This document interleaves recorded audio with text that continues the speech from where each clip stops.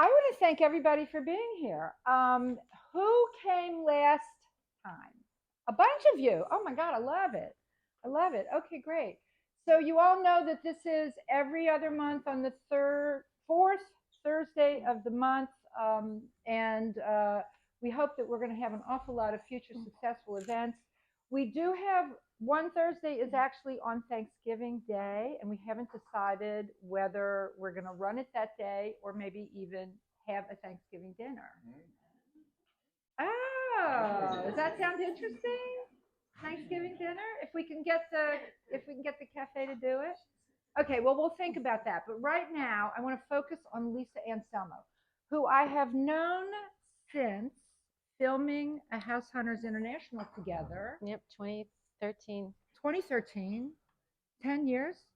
Wow. Oh, gosh. Okay, but you have to understand that when Lisa and I met, and we met doing the show together, she did not hire us to find her apartment. I didn't know that this existed. I made all the mistakes. She did. All of them. In case when you read her book, you'll know. If you want to know what not to do, you just come right to me. Where's the book? My Part-Time Paris Life. Lisa, Lisa's here to sign books, so do not leave without a copy, and they're at a special price for 20 euros. So it's an easy bill. You hand it to Patty. Patty hands you a book. She's going to sign it. It works great. Lisa and I immediately became friends, as if we had known each other a million years. True. It's true, right? Mm-hmm. Even though her background's Italian and mine's Jewish, it's like the same thing, right?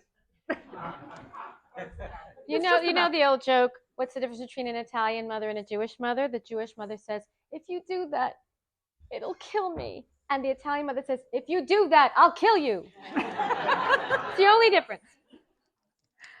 I don't know if I want to read all this. It's amazing. Okay, this is on our website, but her talk today is about finding purpose in France. She is an author and a coach and a marketing guru. In fact, I have Lisa to thank largely for our website, the way our website functions, because I said, I can't do this. Can you come help me do this? And she did. The book, well, her talk is about disrupting your life, whether intentional or not, can set you on a path towards self-discovery, reinvention, and renewed purpose. She spent most of her professional career in magazine publishing, working on such iconic brands as People, In Style, and Allure. Not bad, girl. It's not a bad life. She's been everything from a creative director to an opera singer, and I don't know if you guys have ever heard her sing, but I haven't. She's fabulous. Everybody says. Yeah, you're going to sing today? But ultimately, she has followed her passion for storytelling and inspiring people. Lisa started traveling to France regularly more than 15 years ago, at first to cover the fashion trade shows for a lifestyle website. But soon she cultivated friends. I wonder why. Lots of friends, both Parisians and expats, and eventually built another life across the ocean. Like many of you can attest, can agree with. Yeah, right? we've all done that. Yeah. Yeah. After losing her mother to breast cancer, she was motivated to make her other life official, buying an apartment in Paris's right bank. And she's the author of the memoir, My Part-Time Paris Life, How Running Away from Home. How running away brought me home. Thank you. Thank you for fixing that. Okay. We lost our picture. A candid story of a woman searching for hope and healing in France. Her YouTube series of the same name showcases Parisians and expats who, like her, have taken a risk to change their lives. Her articles have appeared in New York Magazine, AARP, People, Local France, Bonjour Paris. She has been featured in New York Magazine's The Cut, Bustle, Travel and Leisure, BBC, HGTV's House Hunters International, Rudy Max's World, Taste of France Magazine, and International Living, to name a few. Okay, on that note, Lisa Anselmo. Hello, everybody. This is a huge crowd. Thank you so much for coming here. I'm very honored, Adrian, to be the second talk in your niece edition of the Longstanding Après Midi. I'm happy to be here. I'm just going to do a little poll of the room. So how many people are retired? Okay, there you go. How many people are living full or part-time in France? Okay, that's great. So, in other words, there's no visitors here. Yeah. We have a few visitors. There we go. So, I'm going to talk a bit about how disrupting your life, whether intentional or not, can actually be the best thing that can happen to you. And my story is a testament to that. But it's some of you, no matter where you are in whatever stage of life you're in, you might still have that dream, that thing that you want to do. Like maybe you're retired now, but you're like, well, now what? This is great, but like maybe you need a creative outlet, or you want to start a little side gig, or you want to write a memoir, or it could be maybe you just want to work better on your relationship, or get healthy and work out. I mean, we all have that sort of that goal, that dream, that is still the dream. Some of us have something that we're like, if only, or that something on that bucket list. You're like, I don't think I'll ever really do that thing, but I'm putting it on the list anyway. So my getting an apartment in Paris and writing a book, writing the book was always a goal I had since I was 10 years old. But getting an apartment in Paris was never something that I thought I would do. And it's one of those things like kind of on the list, but I thought, that's not really for me.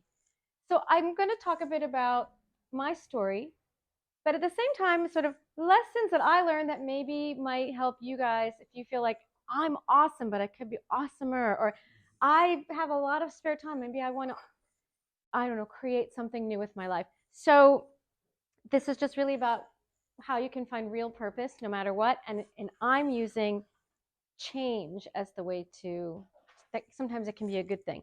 So for me, let's see how long this screen will last. Stay screen!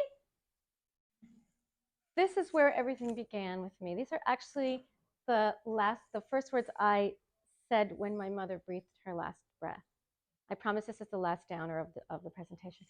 But it was a desperate, it was a desperate moment, but this actually is an open door, because now what? I didn't say, oh my God, it's over. I said, oh my God, the thing just went out. So, oh my God, now what? And let's see. I'm going to do this. We'll do that, but we won't do this too much because it could be annoying. I don't know if maybe you would mind. My mother was the center of my universe. We've done it all. It's bad. It just needs to get, anyway. We won't talk. It's the plug. It's always the plug. Just blame the plug. Center of my universe. You can see my mother was my best friend.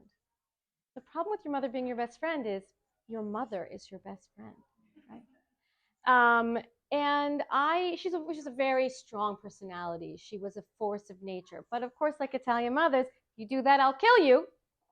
She was a very strong influence on my sister and me and our choices. So I didn't know who I was without my mother's perspective, or pleasing my mother, or doing, everything was, I didn't realize it, but everything was filtered through my mother, the lens of my mother.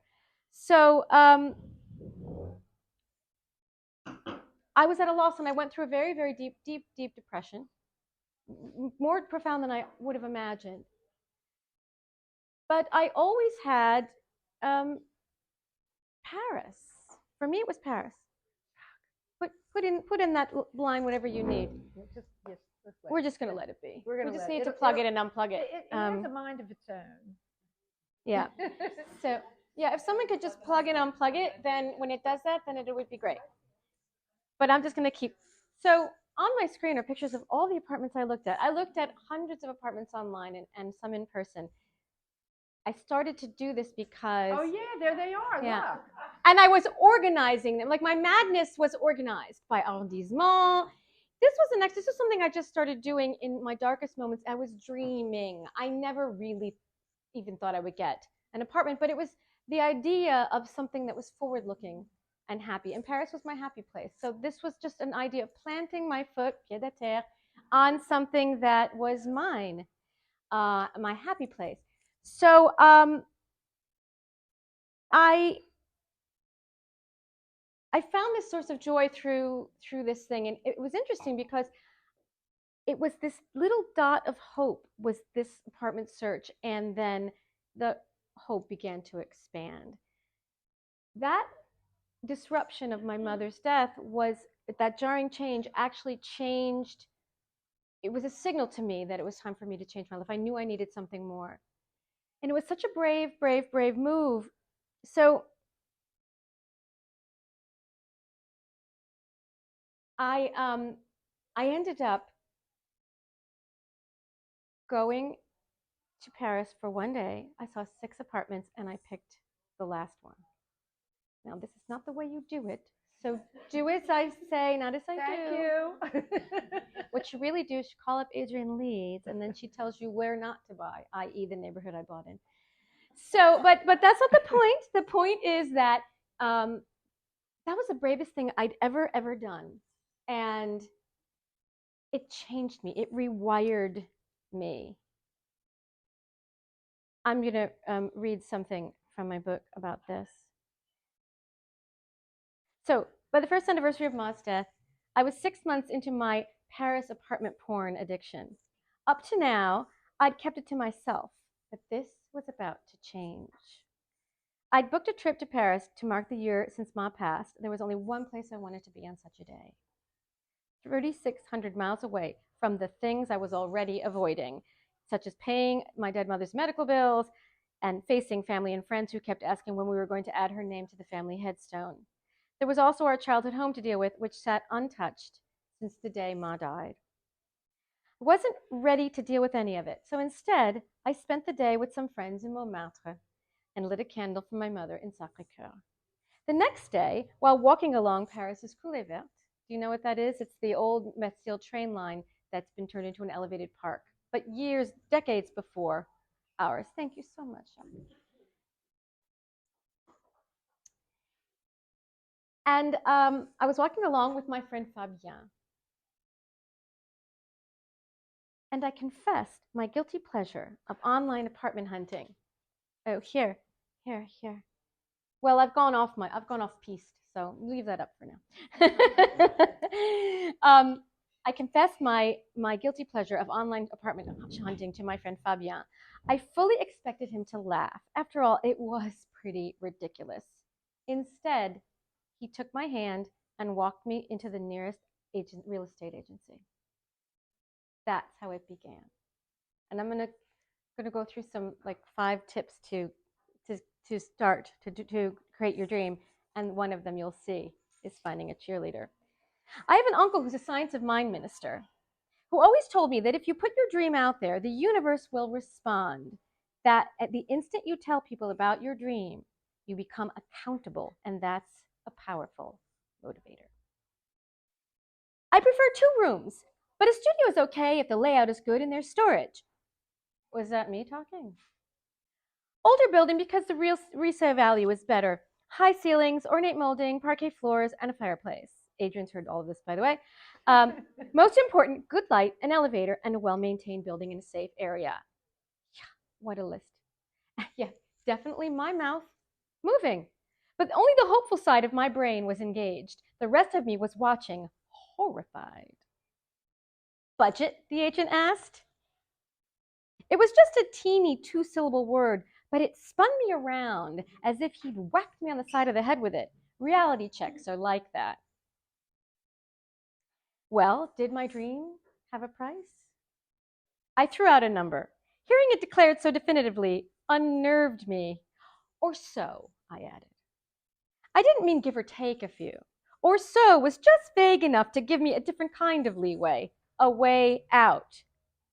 Because or so really meant €0. Well, this is not happening. Who was I kidding? Buying an apartment in Paris was for other people, richer people, braver people.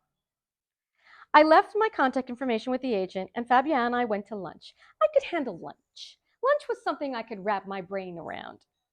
Except there was an undeniable buzzing in my gut now. So I suddenly, when I say I was searching for apartments online, 2 hours a day, every day after work, and 8 hours a day on weekends. because I couldn't do anything else. I was so depressed that that was the only forward-thinking thing I had. So, but there's something about doing that because you're telling the universe something. Then I go, he walks me to the real, you see how it goes, walks me in. Next thing I know, I'm telling him a ridiculous list of, because I wasn't really going to buy anything. Yes, I want the perfect apartment and I want it for 5 cents.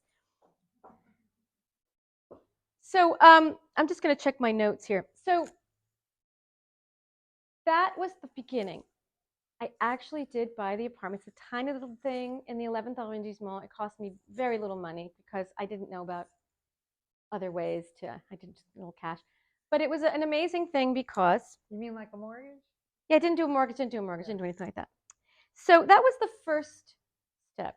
And then this was the next step. So the first disruption was my mother dying. That's actually a chapter, kind of a chapter in my book. That was a disruption I did not ask for. But then I went on to disrupt further. So they were my company. I worked in magazines, as she said, for years and years, and the industry was changing. It was absolutely imploding. At the same time, I was working on a project with Lisa Taylor Huff called No Love Locks, working on saving the bridges from the weight of this crazy, egotistical, don't get me started, tradition, not. And so my energies, you can see what's happening. My energies are in Paris, even though I'm in New York. But then my job is potentially on the line. The universe is like, you want change? Okay, here we go. And I had a big team that got cut down to, I don't know, 8, and then we were 5, and then they said they were going to cut 2 more. And I was working with Laura Berman-Fortgang, a life coach at the time, and I had an amazing session with her that morning. That's another thing that you can do is talk to somebody to help you to get, lined up psychologically to make that jump. And I said, oh my God, they're cutting 2 from my team. And she said, ask for a package, she said to me. Ask for a package. That's what she told me. And I said, are you crazy? I have stock options. This is the email. They just cut my entire department effective Monday. Whoa, I feel sorry for your department people. Ask for a package. And I was like, she's got to be high because I have stock options and, bonuses. And I actually asked another friend later that day who said the same thing. But he said it like, take a cookie. He's like, ask for a package. I thought, all right, well, I decided to ask for a package. Now, again, none of these things would have my mom ever approved of. Buying an apartment in Paris, taking a package when you have a big fat job with a big fat salary, and nobody was going to get rid of me. They wanted me to stay. But I was like, I just saw my career going backwards because we were 15. Now we're 5 directors. Now we're going to be 3. Who's going to do, what am I doing, all the junk work? I said, no, the universe is trying to tell me something. So while my life in New York was getting smaller, the No Love Locks project was exploding. I mean, we were doing 6 interviews a day, every major newspaper and television station. Do they know what you're talking about? So, so Lisa Taylor Huff, another writer and a dear friend of mine, and she's a Parisian, born in New Jersey, but became a citizen. She and I were horrified by the Love Locks trend, where they go and put a lock on the bridge, because we saw it go from like a handful of locks, which was quite charming, to tonnage, and the bridges were starting to collapse, or the siding was. And these are historic bridges. So I wrote a blog post. It got like 6,000 views. She wrote a blog post. It got like 12,000 views. She had a huge audience. And she said, you know what? This is a thing. We can't just complain. Let's do something. So God bless her. She's like, okay, I started a website and a blog and we're called No Love Locks. We're a brand, she says. And that's how No Love Locks was born. And we just started to do what we do. We got 1 article in 20 minutes, which is like a little rag in the subway. And Le Parisien picked it up. And then The Guardian picked it up. And then it exploded. It was unbelievable. So my life in Paris was getting huge. And my life in New York was getting smaller. And thank God I was coaching with somebody, because I was able to see the signs. So the day I decided to take the package, I was in New York Magazine because of a friend who said, you got it. He did a 30-day blog on Paris. And my friend, this guy, Tim Murphy's friend, said, you got to do Lisa. You got to do Lisa. So meet the jet-lagged New Yorker who's trying to get those damn locks off Paris bridges. Well, a few are back, Oh, I know. Don't get me started. Because that was so. It's funny when you're in what we call the vortex. I knew I could see everything was lining up. And I came home that day, and my favorite doorman was on duty. And I said, I was in New York Magazine today. He's like, good for you. And I said, and you know what's going to happen? An editor is going to reach out and give me a book deal. I said it like that. Just like that. And guess what happened?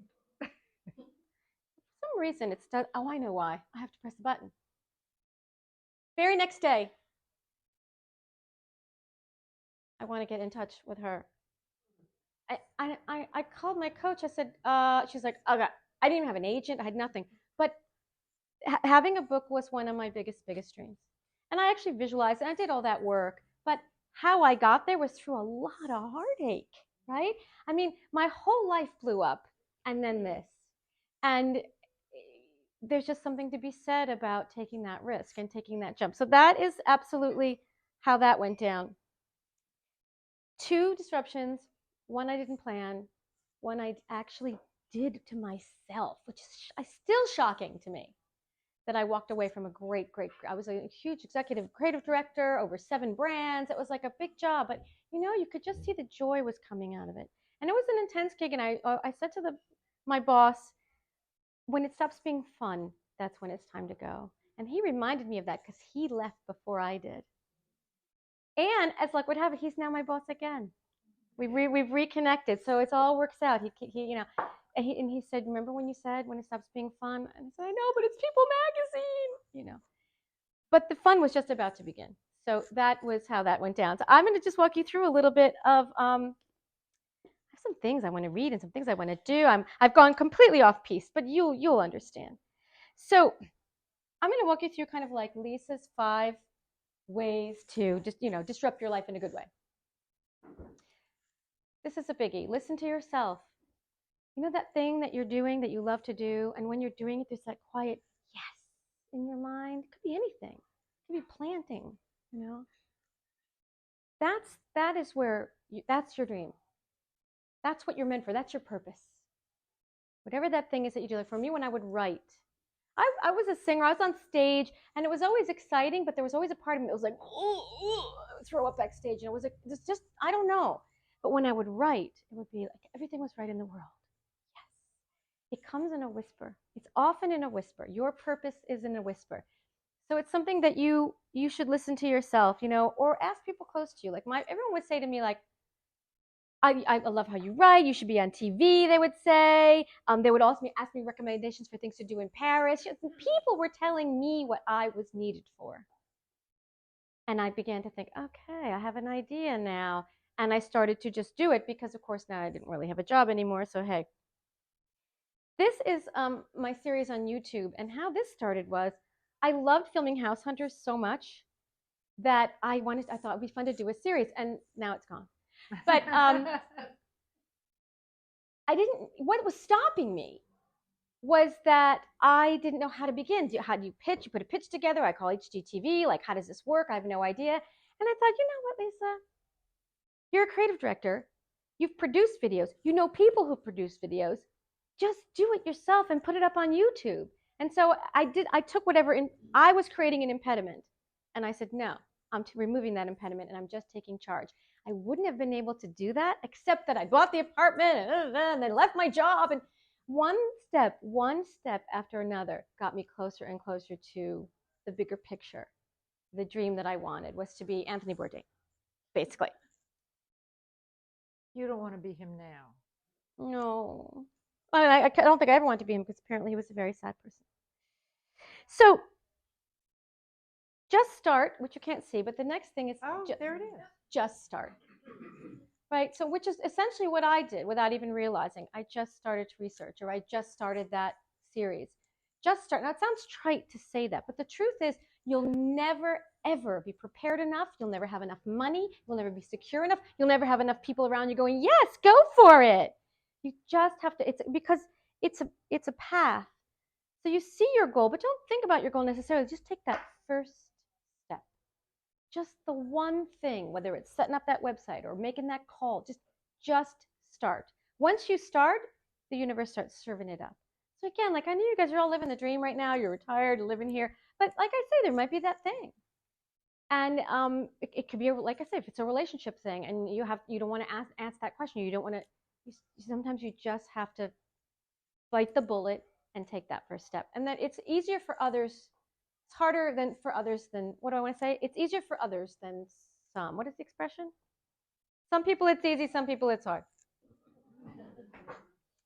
So this is a little fun exercise to do. In the first, so this is like your dream plan, right? In the first column, you put all the reasons to say no. No to the dream. Practical reasons, emotional reasons. Like, don't be stingy. Like, really dig deep and put every single reason in the way of the dream. And then next to it, next to each reason, put how does that reason make you feel? Frustrated, angry, whatever. Like, every one of those reasons will have an emotional reaction. It's very interesting. And then in this column, you put how to turn that no into a yes. Whatever it is, like it could be something that you know how to do or something you don't know how to do. But for every one, you just put the opposite. Then in the fourth column, if it's something you don't know how to do, then how can you get to yes there? Hire someone to do my website, get advice from a friend we all know people who know what we don't know. I mean, you just do. I mean, you can't go through life and not know people who know what you don't know. So that's then you have these four columns. And then what's interesting is when you see these two columns fill up, then you go back to the emotions and you see what happens to them. And suddenly, I don't feel the same. This actually becomes an action plan. And this is one way of doing it. This is another. I don't know if you've ever seen this. This is called a mind map. So you put the goal in the middle. You put the 4 or 5 ways you think you need to get to the goal. And then off of each, all the ways to serve that purpose. So like, I need help. I'm going to call a nutritionist. I need to get more sleep. Okay, I'm going to get a comfier mattress. I have done many of these. And actually, psychologists say that this is an excellent way to do it because it actually rewires your brain because it's nonlinear. This is actually more how the brain thinks. Plus, it's fun. Get some crayons, have a good time. And that's a great way to just start, right? So you once you do this, you almost feel like you've done it. And that's the magical thinking, right? You look at this, okay, done. Your brain says done, and then you just do. And we could get really deep because I do believe in like quantum physics, and I believe I believe this book already existed even when I didn't know I had a book. So it's just getting from there to there and getting out of your way. And things like this get you out of your way because they take away the excuses. So that's the just start. And this is the one I talked about. Find a cheerleader. And I didn't choose Fabien, that little sweet pea, but here's the coulee vert. That's why I went off piste. So we were walking on the coulee vert, and then he said, and here he is, my champion. He's cute as a button, isn't he? He believed in me, and even when I didn't. I thought it was just a joke. He was like, yeah, okay, we'll get you an apartment. But the thing you want to do is be really careful who you pick as a cheerleader. Because sometimes the person closest to you can be your biggest detractor. It can happen. Parents can, lovers can. For me, my mother, I would have never done any of this if she had still been alive. Because I knew she would have been disapproving of it. And that was, for me, a strong motivator. Pleasing my mother was a strong motivator. So find the person, that one that always makes you feel good to be around, the one who will really be supportive of you, and tell them about your dream. So I told him, then I started telling people at work. And they were going online, and I found this cute, tiny little 20 square meter apartment. My friend sent it to her husband, who was an engineer, and he figured out how to maximize the space. I was like, oh my God, I have to do this apartment now because it became about saving face at one time. At one point, I just need to save face here, but whatever it takes. I needed to have myself backed up against the wall by a ton of accountability just to make me do it. That was my need. You may find it's different, but accountability is a great motivator, and that cheerleader will do that for you. Not only will they buoy you, but they will actually keep you honest. And then this was the email. That's okay. That's all right. Anyway, it's a picture of an email that says, shopping spree in Paris this weekend. I bought some pâté. a shirt. Oh, and this apartment. And it had all the pictures of the apartment. And that was amazing too, because I got over 300 comments from people saying bravo. And so at a time when I thought I'm out of my mind, everyone said, no, you're not. So cheerleaders are very important. What's happening? I got like this whole dog and pony show going on behind me. It's great. I think Jacques got this figured out. I know. I can't thank him enough. It's like I have my own tech. I feel really like a big star. This is a good one. Embrace your fear pangs. Now, a lot of you have done that. Those of you who've like left, you have family at home, I'm sure. You're living here. It's guilt is one, with the cheerleader thing too. Like you don't want someone's going to make, because abrupt change guilt was one of the feelings I had. Weirdly, I'm Catholic, so not so weird. But this is a biggie. Embrace your fear pangs. Actually, fear is a good thing. That feeling, that queasy feeling you get in your stomach, it can actually be a sign that you're on the right path. For me, I know it is. Because when you make this kind of change, whatever it is, like I said, it could be a small thing or a giant life change, but it's still you're doing, the reason you haven't done that thing is because on some level, it makes you uncomfortable to do that thing. So the fear is there to tell you, yeah, you're expanding and it's scary, but that becomes your new normal. Feeling uncomfortable becomes the new normal. So you learn to be uncomfortable with feeling uncomfortable, because that's actually a sign you're going in the right direction. The minute you start to, comfortable can also mean you're shrinking away from the world. It is uncomfortable to walk into a room. It's uncomfortable to do what I'm doing right now, But what's the option? Not sharing my story? Sitting at home wishing I had? Right? So that's really, really key. And I'm not going to read a little something from my book. And while I am, Notre Dame, our little Notre Dame. I had another cheerleader who I mentioned earlier, Lisa Taylor Huff, and she had moved here, married a French guy, became a citizen. She'd done it all, and she was like that kind of girl that gets things done. And so she was gently nodding me, and I was talking about how I had come here to live. It's 2014. I thought I'd try it out. I left my job, gonna live the dream, and it wasn't the dream. Everything went wrong that could go wrong. Read my book to find out what I mean by that. But I was starting to fall apart. I was ready to turn tail and go back home. I said, Paris feels strange. Everything is so hard. I spilled my guts over tea at the home of an expat friend, Lisa, whom I'd known since high school. She'd been living in Paris for the last 10 years, married to a Frenchman who called us the deux Lisa, the two Lisas. I told her I was trying hard to stay positive and find joy along the way. I confessed I felt guilty and was complaining all the time. Like, what's wrong with me? I'm living the dream. First world problems, and all that. I knew how lucky I was, how grateful I should have been. Maybe I just don't have what it takes. Or maybe I don't deserve this. Lisa smiled quietly as I spoke, like someone at peace with herself. You've just had huge change in your life. She said I wasn't giving myself enough credit. That's a lot to handle. What did you expect? I didn't expect to feel like a loser. I felt like a failure. I was the one who always got straight A's. I had to be the best at everything. There were people back home cheering me on, expecting me to succeed, and I was letting them down. Hear all that baggage I put on my head? I'm afraid of everything, I confessed. Like the post office yesterday, and today I couldn't understand the train conductor, and it gave me an anxiety attack. I can't get past the fear. And Lisa said, Lisa quoted Ambrose Redmoon to me. She says, what's that? First, she shared all her expat headaches. She said, this is normal.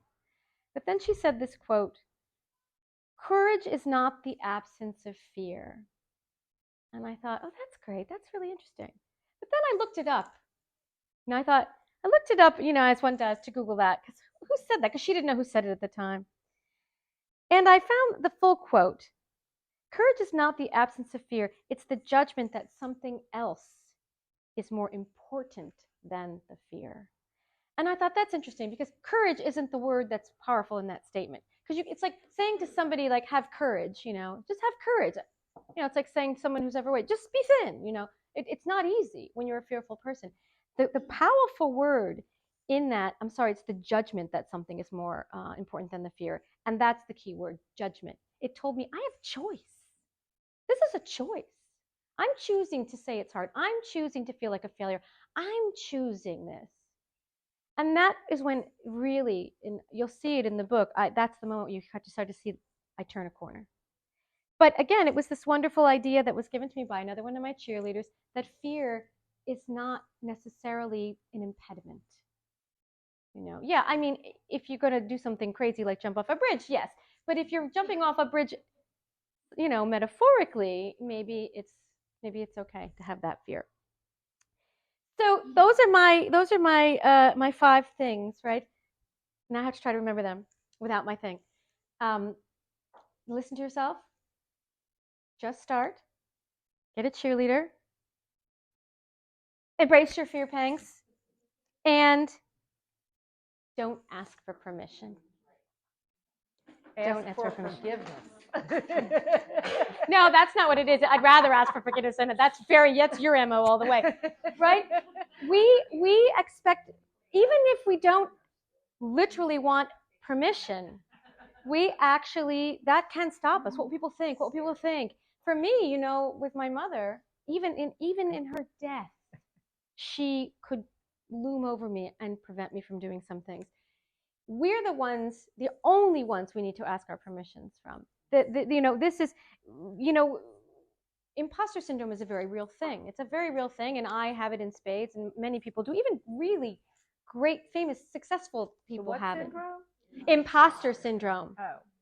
Where you really think, you think someone's going to tap you on the shoulder and say, I found you out. Women suffer from it more than men. Creative people like actors, and they suffer from it more than business people, but it's very common. And that can get in our own way. But that's really important. Don't ask for permission. Don't wait for someone to say, yeah, go ahead and do that.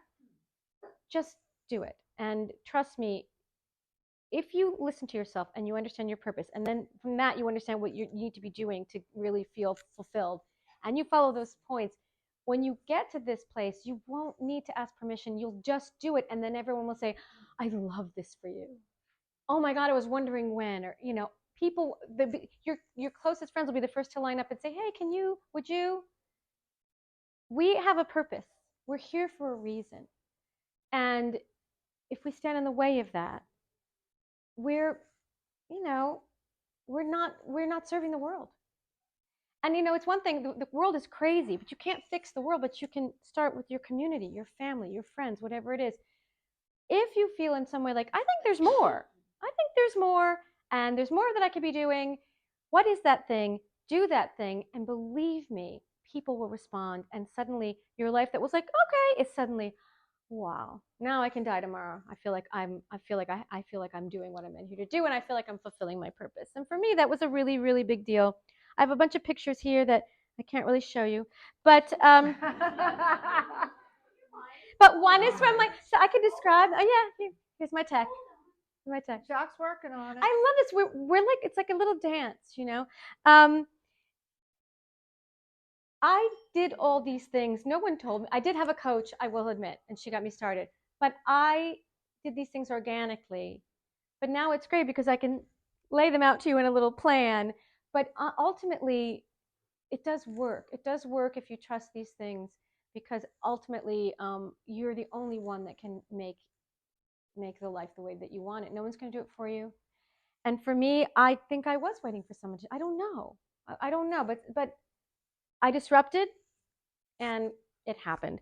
So I have several lovely pictures of my friends and family in my apartment in Paris. Just trust me on that. And well, I'm going to keep moving on. I do have some things. So I'm gonna read my introduction, and then if we do get the screen up, I have some like little. These are my boys. Everyone here's in the book. I'm going to go back. Wait. Oh, geez. Oh, Lord. Okay, wait. This is my family in my apartment for the first time, and that was a huge validation. And I talk about that, the whole thing in the book, and how crazy it made me, or I made myself, having my family, because I liked it separate, and then I brought it all together and it suddenly made it all make sense. That's my sister there, and that's like my brother. We grew up together since we're 2. We sort of fostered him. And yeah, and so this is my birthday party, and that's that. So trust me, it's all good. It was really great. It was great. It was super. It was fantastic. torture. It's fine. It's fine. It's fine. Wait. Oh, look. So that's, wait, I'm going back. So, so I want to give you guys a little, like, obviously you have all their emails here. Yeah. So I'm going to be sending you a couple of my little articles. I can send you that little worksheet if you want. Would you like that and the example of the mind map? So I'll follow up with those. And just be sure you signed in. Did everybody sign in? If you didn't sign in, I can't send you stuff. Where's the board? I'm not telepathic.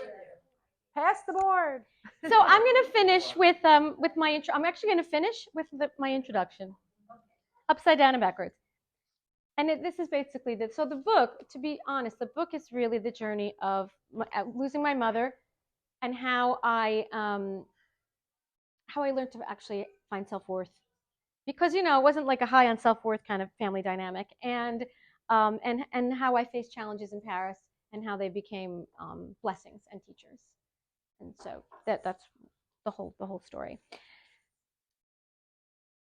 This I wrote in Café L'Ingénu in the 11th arrondissement in Paris. Who do you think you are? This probably stops more people from doing more things than any other question. Who are you to want more? You think you deserve it? Really? People say that greatness is inspiring, but what they really mean is only as long as it's someone else's greatness. Someone who lives on another plane, someone they saw portrayed in a film, like Gandhi. But greatness close up, in themselves, in you, it's terrifying. Crabs in a bucket, a friend once called it. Just try to break out, shoot for more, and those around you will grab a hold and tug you back to reality. Who do you think you are? You think you're better than us? Maybe it's envy or fear of being shown there's a better way. Because once you know there's a better way and you don't follow it, life in the bottom of that bucket becomes unbearable. And who wants that? Better to stay where you are, where the misery is warm and familiar, where you can tell yourself it's good enough, and you should be lucky to have what you have. My mother wanted more for herself. That's okay, we're good. My mother wanted more for herself. As a young girl, she dreamed of being an artist. She had talent, too. When she was about 10 years old, she saw an advertisement, once ubiquitous in magazines, featuring the drawing of a pirate or a turtle. Do you guys know what I mean? With the headline, "Draw me, win a 2-year art scholarship." You drew your best copy of that character and you sent it in. And then you won enrollment to an art school, along with art supplies, for which you received the bill. Of course, my mother was too young to understand. Her passion drove her to take that chance, possibly the boldest in her life. Her parents did what any Depression-era immigrants would have done. They freaked out. My grandfather had to hire a lawyer with his meager mason's income to get my mother out of the contract. And that was the end of her dream, then and there. When I was around the same age as my mother was when she drew that pirate, I did nearly the same thing. My dream was to be a writer, so I sent my novel, all 114 handwritten pages of it, to a publisher whose ad I saw in Tiger Beat magazine. Upon reviewing my masterwork, the publisher sent me a letter saying they would love to publish me. And would I please send a certified check for $150? My parents opened this letter before I did, because I was 10, hello. And after which they sat me down and gave me a lecture on taking risks that wasn't as inspirational as I think they imagined it was. They told me if I was serious, they'd help me find a proper publisher. But something in their demeanor said, "Whoa, you stop that." I wouldn't take writing seriously again for decades. Who do you think you are? The crabs in a bucket thinking is passed down. Though I'd done exactly as my mother had, she couldn't do anything but what her parents had taught her, and pulled me back to the scary unknown. Someone need to get that? And pulled me back from that scary unknown, keeping me safely tucked away with her. We see greatness as foreign, intimidating. We even shame it out of people, out of ourselves. We're taught that humility is the noblest quality. But we confuse humility with shrinking away from the world. Even Gandhi led a nation while being humble. Being your fullest self, putting yourself out into the world with arms and eyes wide, that's the greatness I'm talking about. Knowing you deserve more, you deserve to be happy. My mother didn't know she deserved happiness, and she passed it on to her children. No matter how great she told us we were, we learned more from watching how she treated herself. It's not really what the other people say, is it? It always comes down to mirror, mirror on the wall. Maybe it's finally leaving that dead-end job. Of course, most of you don't have that problem. Extracting yourself from a bad marriage, starting your own business, whatever it is, there's a point when you realize you can't keep living this way. You can't, your head spins all day. You don't sleep anymore. You can't shake an overwhelming sense of dread. How that is possible in Nice, I don't know, but imagine. The only thing that keeps you going is the dream of something better, something more. You fixate on that, and it helps you wade through whatever muck you're mired in. You tell yourself, one day you'll make that move, and your life will begin for real. But you're waiting for that moment when everything will line up, when you'll feel stronger, when you'll have more money, when you'll be ready to make that change. Except I'm here to tell you that that moment is never coming. You're not waiting to be ready. You're waiting for someone to give you permission. Forget about it. Just start clawing your way out of that bucket. I got out eventually. When I was so deep down and buried in the dark, I had only up to go. And after I clawed my way out, I fell into Paris. That's when everything changed. Thank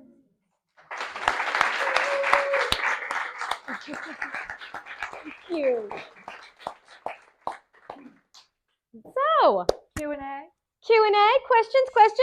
I have a question. Can I drink my wine now? Yeah, drink. Lisa, I have a question.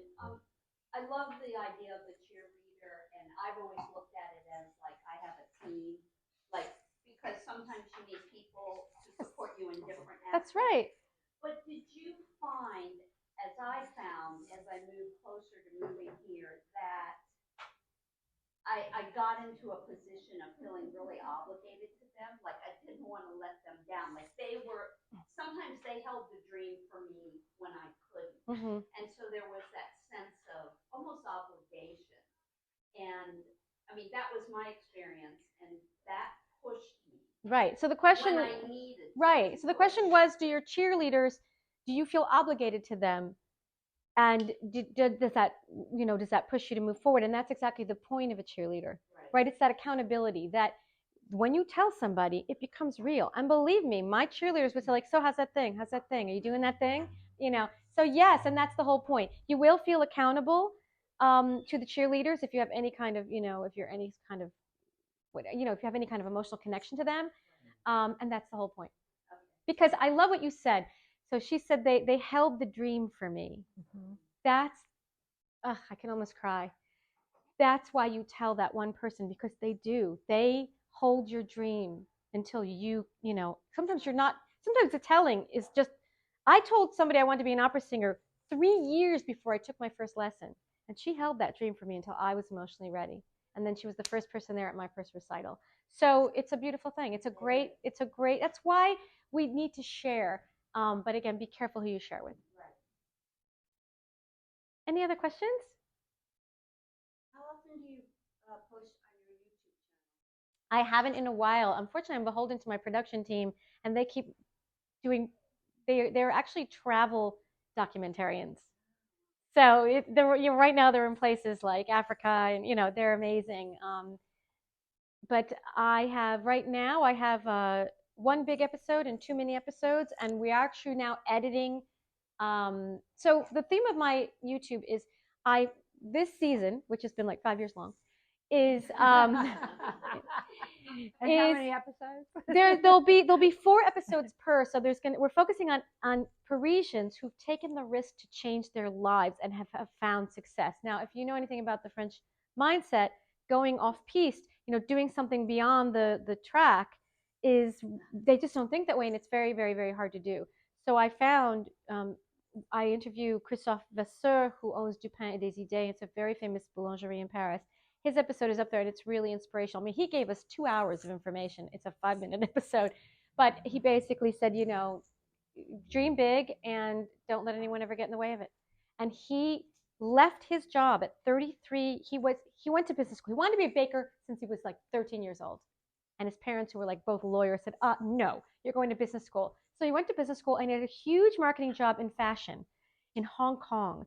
And he was 33, and and he said, I just couldn't. I couldn't. I literally physically couldn't anymore. And he left it all, apprenticed with a bakery in the left bank at 33. But because he had that marketing brain, of course, he built it into an empire. And now he says, this is, you can't let, and all his friends said to him, thought he was crazy. How are you leaving your job? Are you crazy? Like, he's like, are you sick? Do you need a pill? How could you possibly do this? And he says, and I said, well, they're not laughing at you now. He said, no, they're actually very sad because they're not living that life, and he is. So yeah, and also the other person that is in my series, and why we're quickly editing it now, is a chef named Pierre Sang, who was just starting out. He was the runner-up in Top Chef. He opened two cute restaurants. First initially one, but he's becoming a huge star. And he and I talked about his career and what he saw his career. He's following in the paths of Alain Ducasse. But he's very similar idea. He was adopted at 7 years old from Korea. He grew up in Burgundy, and he talks a lot about overcoming the sense that he was 7 years behind everyone else. I'm 7 years behind because he was adopted at 7. And so I really have to, I'm like, sweetie, I think you're good. Like, I think, and so his is a wonderful story too. And we're editing that now, and I hope to get that out by the end of the summer.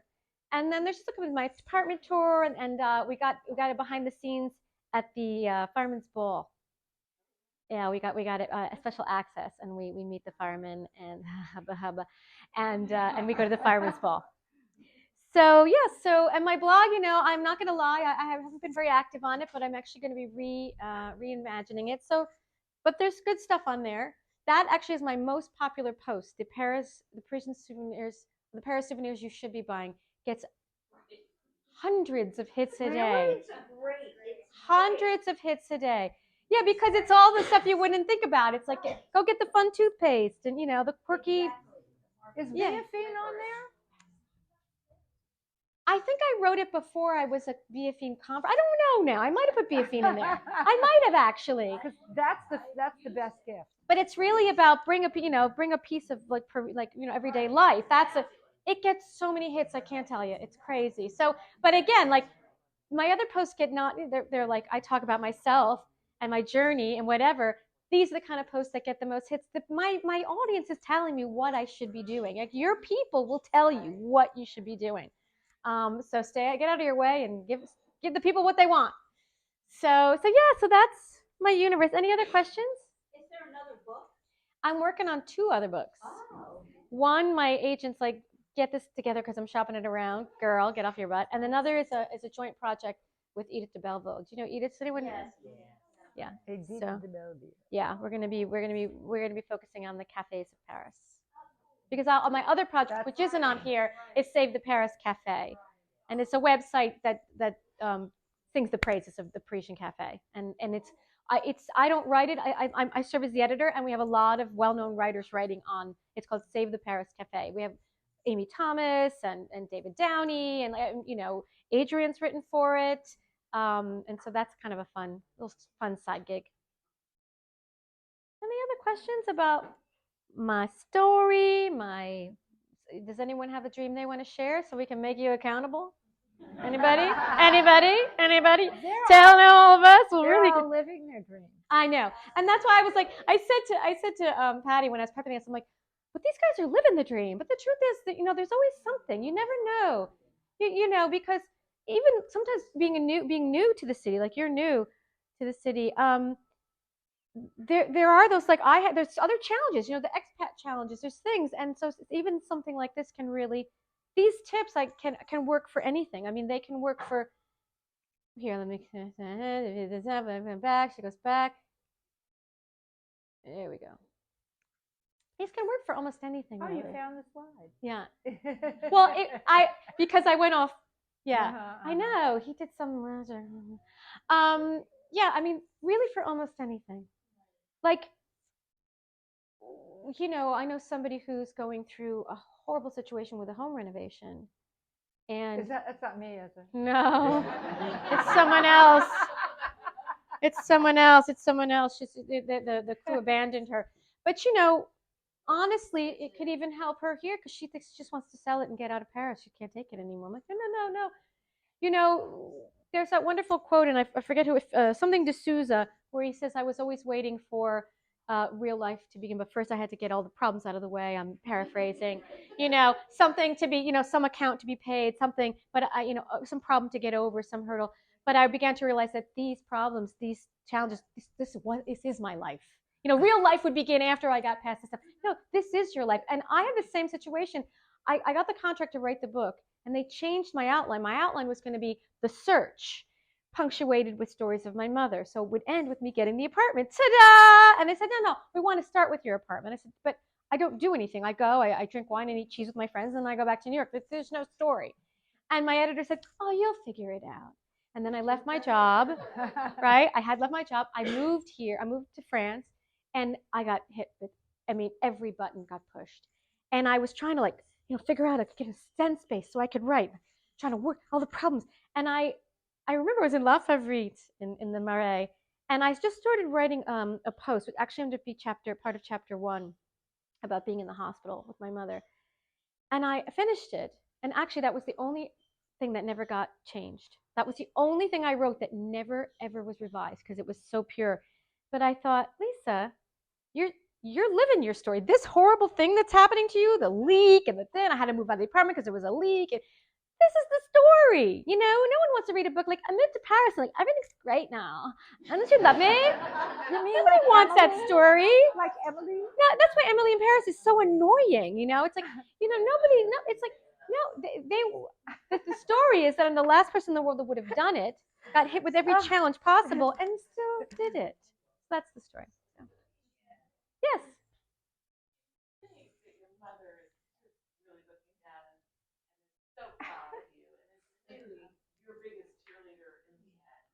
But yeah. So she asked if I think that my mother's looking down in heaven and is really proud and is my cheerleader. And of course the answer is an obvious yes. But the beauty of it is that I realize, because I have done all the work, that she was that before.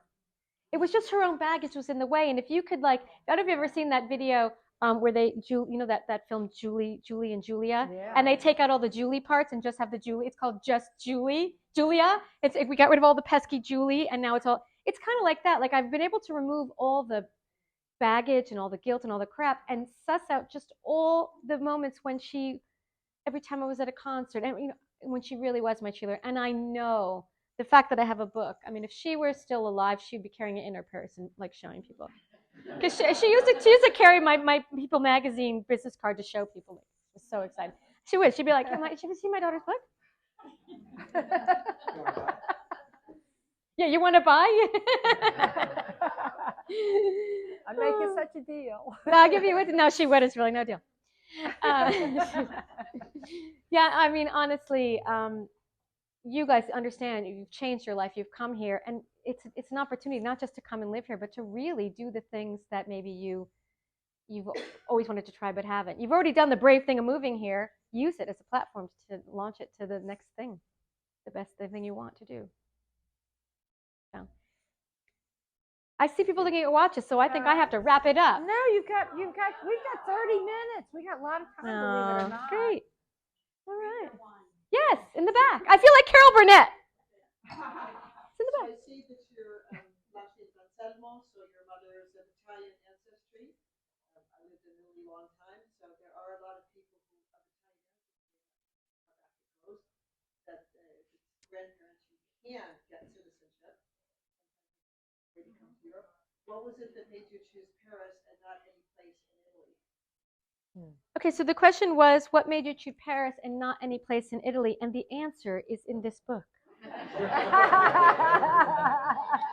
I'm not saying that to be coy. I literally talk about that, how in the 90s I was all about Italy. I was going every year, and I had a dream of, moving there. I had my 5-year plan. And I said sooner if I found a cute Italian boy. But Paris was an accident is literally chapter 2. It's called Paris Was an Accident, and it talks about how I came with a friend for her. She had a landmark birthday. She was my old boss. And the thing is, it was such an easy trip.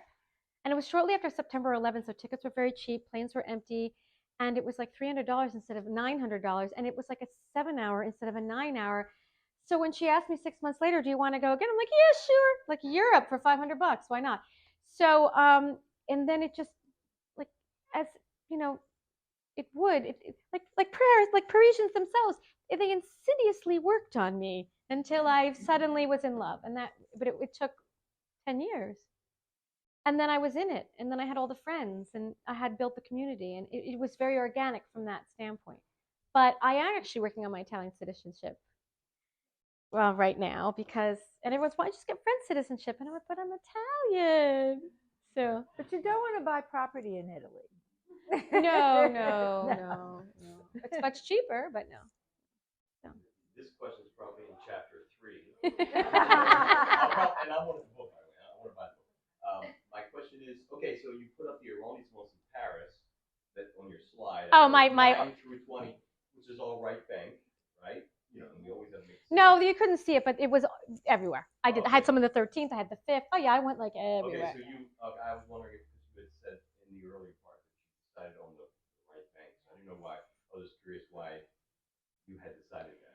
Yeah, so the question is, why did I choose the right bank in Paris as the place to buy an apartment? Because it was 7 minutes walk to my best friend's apartment.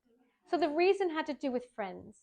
And when you're buying and you're moving to, why wouldn't you want to have your friends close by and to support you? And that was the choice. The neighborhood, I mean, I knew the neighborhood really well because of my friends. And it is a sort of an edgy, sort of looks like it's been underwater for 100 years kind of a neighborhood. But it really is like a local, like a lovely locals only neighborhood. And it was wonderful having them so close. So that was the reason. It's not necessarily the reason, however, to choose a location.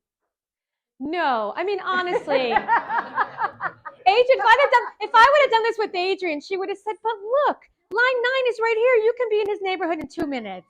But you buy in the 3rd. And the property value, I can hear your voice. You would have said, no, don't. It's I've a nice seen neighborhood. a lot of mistakes made like that. Adrian, honestly, we met because we were doing the House Hunters. They said we were going to have Adrian Leeds do your episode. I said, you mean that crazy lady with the beret and the big bold colors? and they said yes, and I'm like, excellent. So she came over just so we could kind of have a howdy do, and of course she told me everything I should have done, which is like so not useful when you're already sitting in the apartment. But it was you know. And I said, and I was like, why didn't I know that this existed? Like an expat search agency, genius. Because I did have an agent who was very helpful, but again, he had like limited, and I had 4 different agents, and you know, nobody cared about my needs. You know, they just want to sell property. So yeah, so I did everything wrong. That's why I always say. Then I had the leak that lasted for 2 years. I was like, oh. So, but anyway, that was not your fault. That wasn't, but you know, maybe if I didn't live in that neighborhood, you know. So, yeah. So who is anyone who isn't living here looking to move here of the visitors? Yes, looking to live here, but the question, has the leak been solved? Yeah, it took, so, you know what's so funny? Someone on Amazon said, it was a really great book. You know, the only thing is that this was some kind of like a literary critique. You know, the storyline of the leak wasn't resolved by the end of the book. I'm like, yeah, because I had a deadline. You know, it took 2 years, and it cost this stubborn man, the owner upstairs, instead of repairing a leak for $2,000, it cost him $35,000.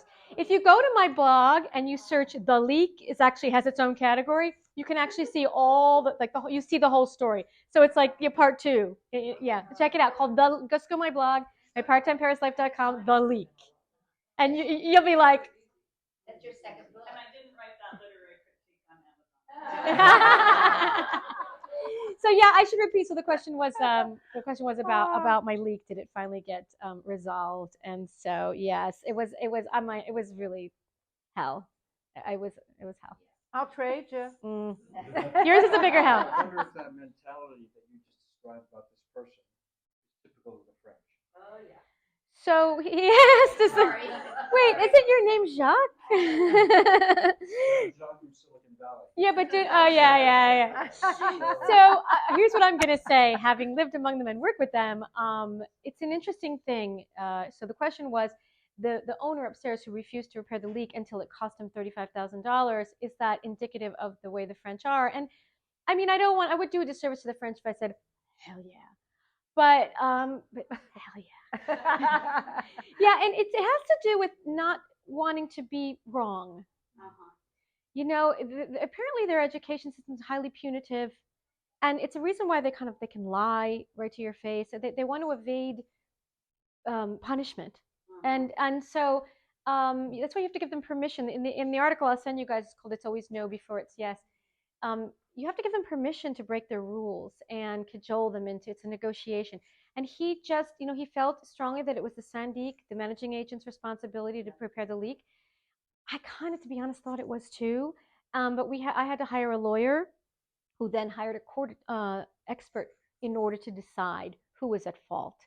But he just would not fix it. I'm like, come on, it's $500, dude. Like, and so I find that they complicate things and make them harder than they should be, and I don't know why.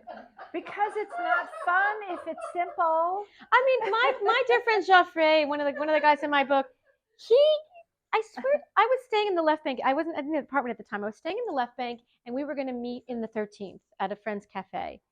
The way that he told me to get there would have taken me to the right bank, all the way across, 3 trains, and back down again. And I just looked at the map. I said, or I could just take line 6. Like, stay on the left bank. So, and another time he couldn't understand that he wanted me to take line 8 to go to, he lives near Fed-Air, take line 8, and line 8 makes like 100 stops. It's like, it was 50 minutes. I looked at the map. I said, if I just take line 1, I can just go to 1 stop further than his stop and just walk the extra minute. And so I told him, you know what? 20 minutes, I figured it out. He was like, yeah, but it's 1 stop further. I said, yeah,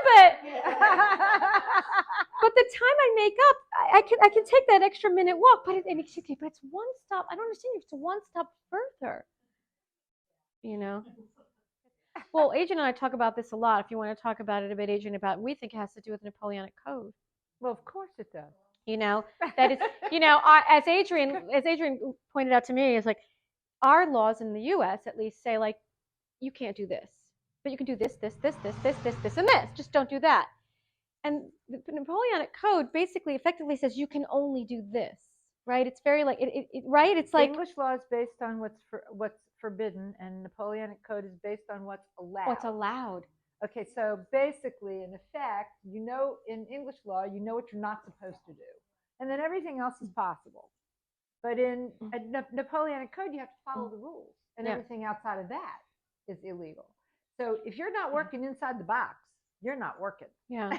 Period. And you really see how it touches everything. You'll see the article. Everything. It's always no before it's yes. You'll see the article. I tell a story of one of those scenarios, and it's hysterical. It's hysterical. Yeah. So that's my story, guys. So I will be signing books over in this area. Thank you. Thank you, sweetheart.